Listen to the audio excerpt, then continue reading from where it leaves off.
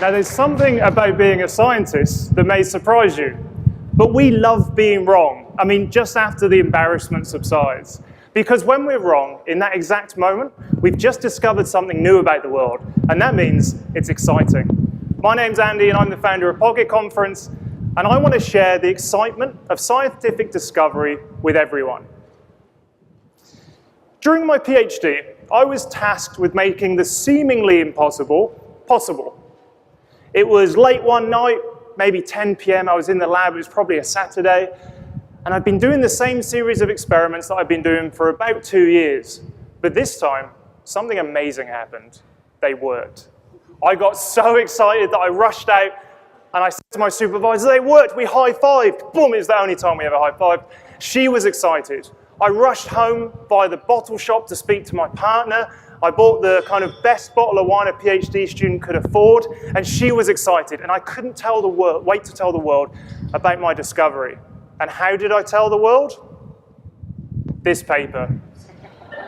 And the world didn't get excited. You see, science has the potential to solve some of the world's biggest problems. But unfortunately, in the transfer of information, the facts can sometimes get muddied in either stuffy and sterile academic language or time-poor, well-meaning journalists who choose sensationalist headlines over the facts. Now, this is a huge issue. I mean, when did you last hear about the next cure for cancer, only never to read about it again? This causes a massive divide between the general public. They misunderstand what science is, and also there's a general sense of distrust between scientists and non-scientists. And at Pocket Conference, I want to tackle those problems head on. I want to capture the stories behind the 2.5 million peer-reviewed papers that are published every year. And I want to do that by providing direct access to the scientists talking about their latest discovery. The way I want to do this is I've got a web application that scientists can use to storify their research. They answer 4 simple questions which put barriers in their way so they can't get all weird and academic. So it turns into a nice story suitable for a general audience.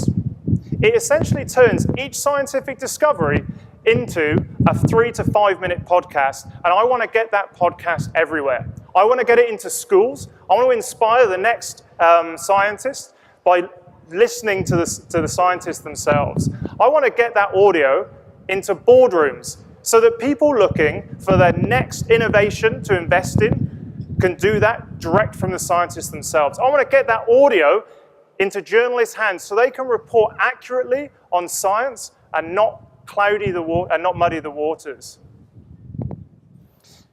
Now, pocketconference.com, I'm pleased to say, is up and running.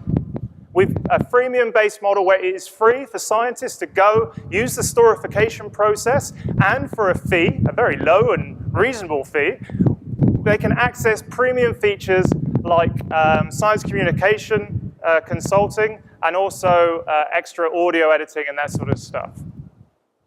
Now, the team is me. I'm Andy Stapleton. I'm a science communicator and scientist. I've got an incredible software engineer, Karen Ferreira, and also Nick, who's recently joined the team with over 40 years' experience in communicating science in the media.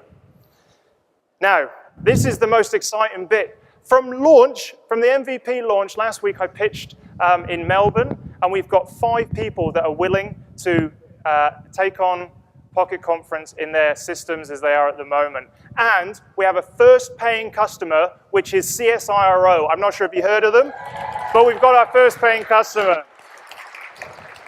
We have media partners that are waiting for the content to come from the scientists, so I can guarantee that the scientists upload are going to have impact in the right way. At Pocket Conference, we're invested in the future.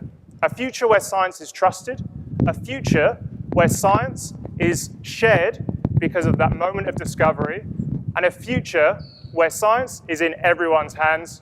Thank you.